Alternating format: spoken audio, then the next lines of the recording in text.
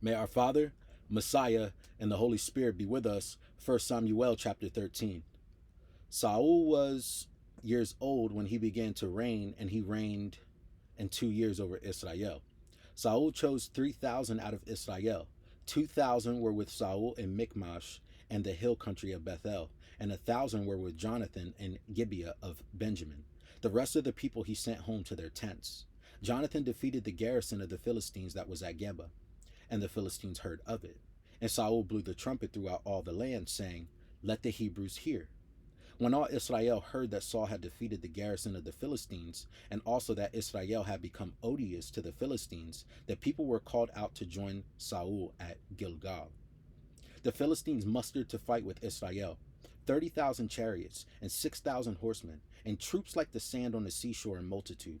They came up and encamped at Michmash, to the east of Beth Aven. When the Israelites saw that they were in distress, for the troops were hard pressed, the people hid themselves in caves and in holes and in rocks and in tombs and in cisterns. Some Hebrews crossed the Jordan in the land of Gad and Gilead. Saul was still at Gilgal, and all the people followed him trembling. He waited 7 days, the time appointed by Samuel, but Samuel did not come till Gilgal, and the people began to slip away from Saul. So Saul said, "Bring the burnt offering here to me, and the offerings of well-being." And he offered the burnt offering. As soon as he had finished offering the burnt offering, Samuel arrived, and Saul went out to meet him and salute him. Samuel said, "What have you done?"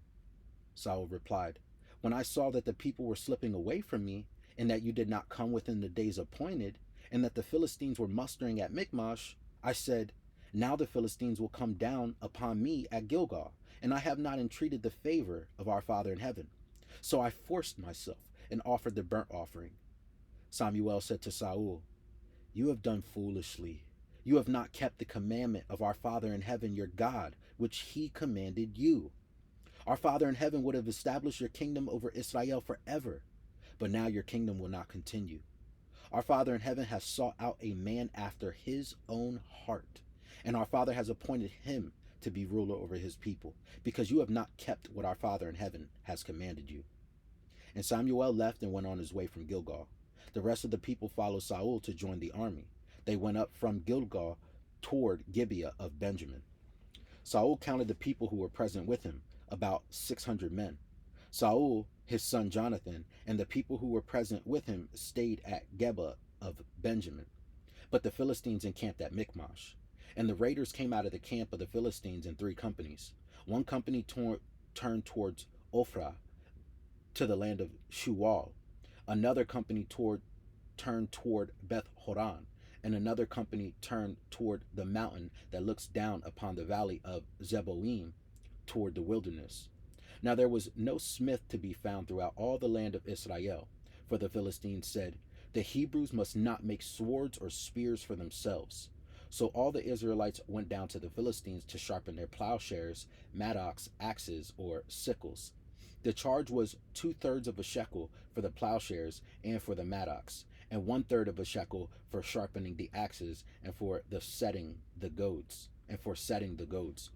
So on the next day of the battle, neither sword nor spear was to be found in the possession of any of the people with Saul or Jonathan, but Saul and his son Jonathan had them.